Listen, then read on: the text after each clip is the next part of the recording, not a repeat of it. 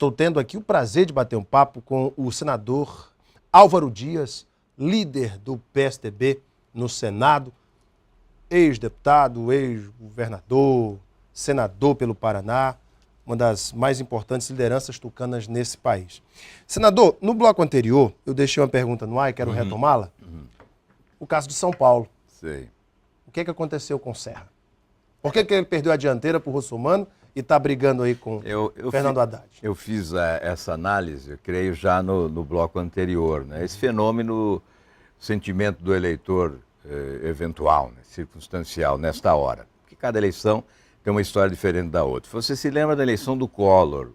O Collor, um partido pequeno, sigla, não existiu como partido, apenas uma sigla, expulsou de perto todos os políticos e ganhou a eleição, porque naquele momento se exigia uma mensagem forte de mudança no país. E era o caçador de marajás, exato, era o slogan exato do Collor. Então cada eleição tem a sua história. Esse fenômeno que nós estamos verificando, eu disse no último bloco, é que o eleitor está buscando uma certa independência. Né? Mas no episódio de São Paulo, eu tenho certeza que o Serra vai para o segundo... Aliás, certeza nunca ninguém tem, não é? Mas a minha expectativa é de que o Serra vá para o segundo turno, e aí no confronto entre dois candidatos prevalece a qualidade. Né? Aí prevalece a experiência administrativa, certamente conteúdo, não é? A população, porque olha, a cidade é o maior patrimônio do eleitor. Nela está a casa, a família, o salário, o trabalho, a propriedade.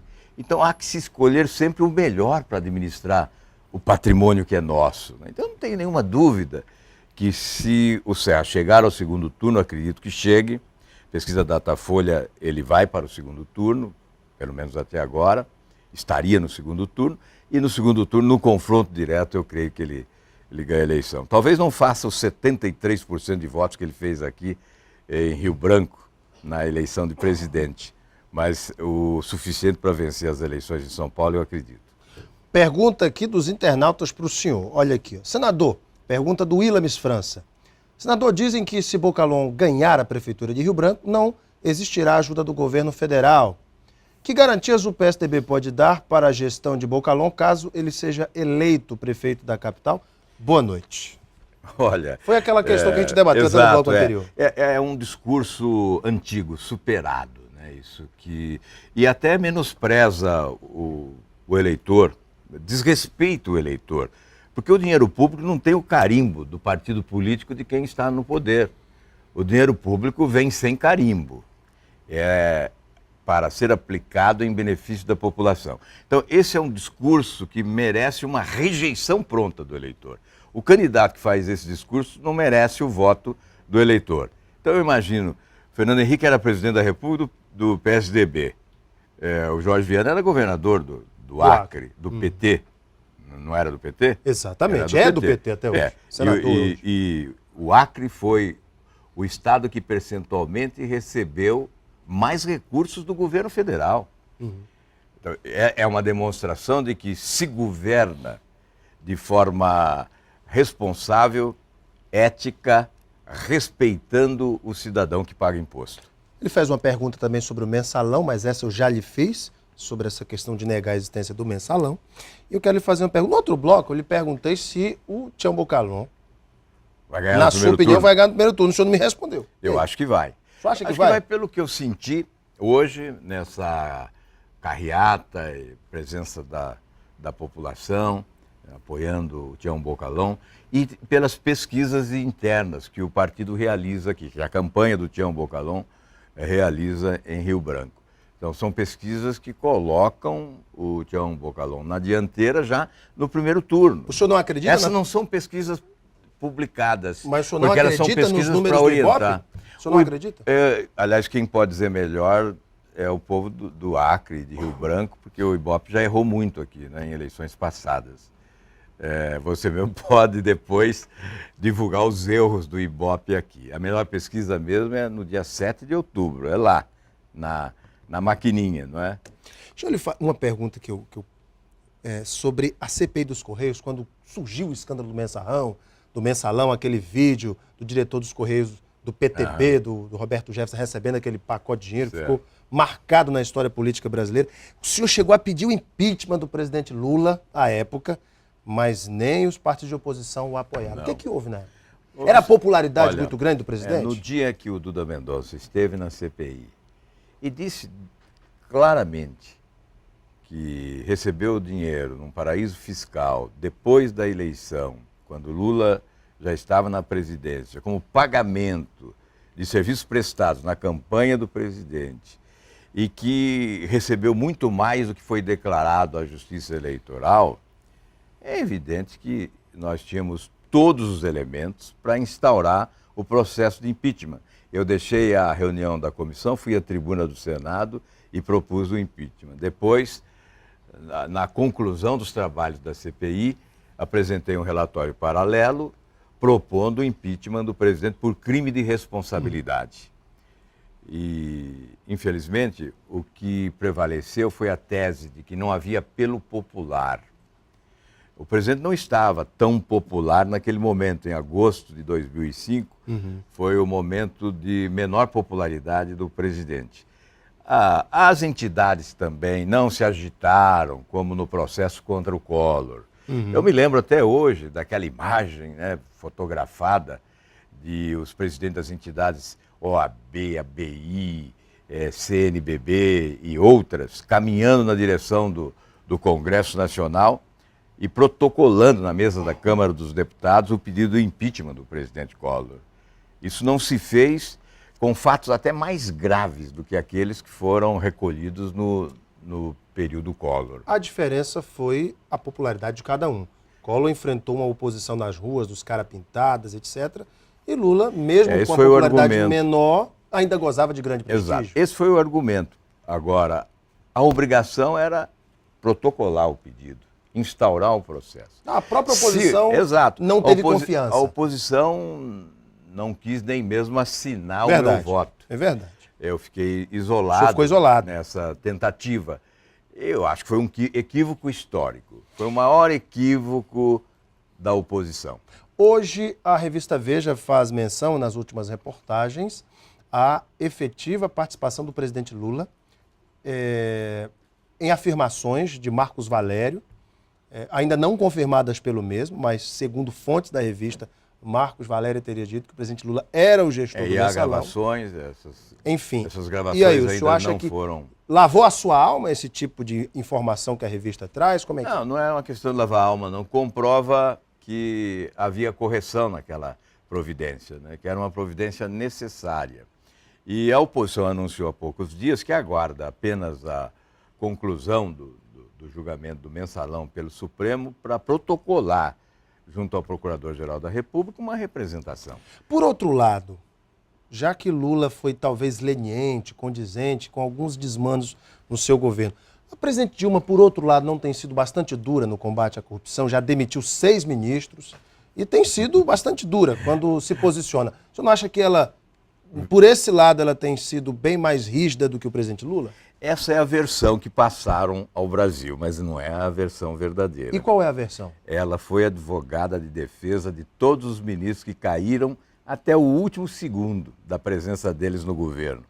E na despedida eles foram aplaudidos e homenageados. Não houve nenhuma atitude da presidente para afastar os ministros denunciados por corrupção. Eles sucumbiram diante da enorme pressão, principalmente da imprensa, porque a oposição é pequena. Mas a presidente demitiu. Ela não demitiu, eles pediram demissão. Foi aquele jogo, né? Não, ela não demitiu, ela defendeu até o último momento e sempre dizendo que era necessário provar, que tinha que acreditar nos ministros. Na realidade, ela demitiu um ministro, o primeiro, aquele que é senador, e que depois se comprovou, até quando da CPI Cachoeira, as denúncias que ocorreram, de que houve interesse até do Cachoeira na demissão do ministro dos Transportes. Foi o único ministro demitido. Os outros pediram demissão porque não resistiram à forte pressão da imprensa, evidentemente, e um pouco da oposição, mas sobretudo da imprensa. O senhor também fez duras críticas no Senado sobre a forma como tem sido discutido o novo Código Penal, a forma de condução desse processo no Senado. O senhor disse que grandes juristas poderiam ter sido ouvidos, não foram. O que está acontecendo sobre esse debate no Senado? Na verdade, eu transmiti uma posição de grandes juristas, entre eles um grande amigo meu, que é do Paraná, que é o jurista René Dotti, foi secretário no meu governo e participou desta comissão, depois renunciou à participação por não concordar com os métodos ali adotados, entendendo que deveríamos ampliar esse debate, porque nós não vamos votar um Código Penal para pouco tempo, né? Isso diz respeito não a interesses eventuais, passageiros, diz respeito ao interesse público permanente, definitivo. É um código que tem que valer por muito tempo. Então, é melhor gastar um pouco mais de tempo a favor da qualidade. É polêmico, né? Tem temas polêmicos, então há que se ouvir, sim. É preciso ouvir mais. É evidente que não vamos aprovar esse código esse ano, então deve ficar para o ano que vem. Eu espero que esse debate seja retomado com intensidade depois das eleições. Para a gente finalizar, o candidato do PSDB à presidência da República em 2014 será Aécio Neves? O futuro a Deus pertence, já dizia Armando Falcão. Ex-ministro da Justiça no período autoritário. Mas né? o senhor, senhor apostaria suas fichas em quem? Eu acho que é um equívoco de qualquer partido propor uma candidatura com tanta antecedência. E aqueles que dizem, tem que lançar antes. Olha, o povo não está nem prestando atenção. O povo tem outros assuntos precedentes, né, que antecedem ao processo eleitoral de 2014. Quem presta atenção é o adversário. O adversário não busca qualidades, busca defeitos. Então, o que o partido tem que definir é o modelo de escolha. Como se sente um militante do PSDB aqui no interior do Acre ao ouvir que já existe um candidato escolhido pela cúpula do partido sem que ele opinasse? Certamente não vai gostar disso. Então eu defendo claramente, venho defendendo há um bom tempo, converso isso francamente com todos.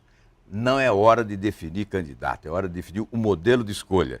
E eu sugiro as eleições primárias, não exatamente como nos Estados Unidos, mas as eleições primárias permitiriam que todas as lideranças do partido fossem valorizadas. Aqueles pretensos candidatos, né, que poderiam colocar os seus nomes, mas principalmente o militante, esse soldado, né, esse que elege, esse que trabalha, esse se sentiria partícipe do projeto eleitoral. Ele estaria assumindo uma responsabilidade maior ao participar da escolha.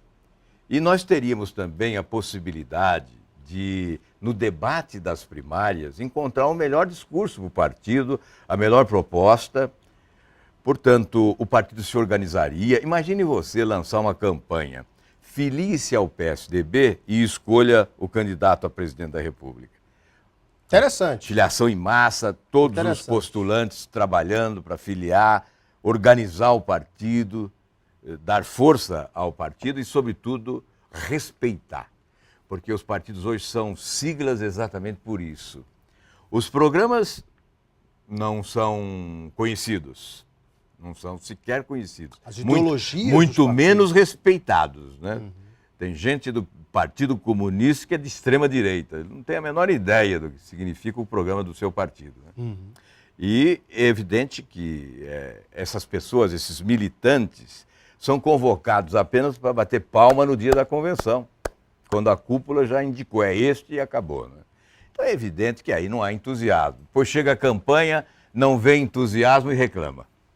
Gente, infelizmente nosso tempo está estourado. Eu tive o prazer de bater um papo aqui com o líder do PSDB no Senado, Álvaro Dias. Senador, muito obrigado pela sua vida. Eu é que agradeço. Sucesso imenso. Grande abraço. Daqui a pouquinho a gente volta para a sequência do nosso Gazeta Entrevista. Até já!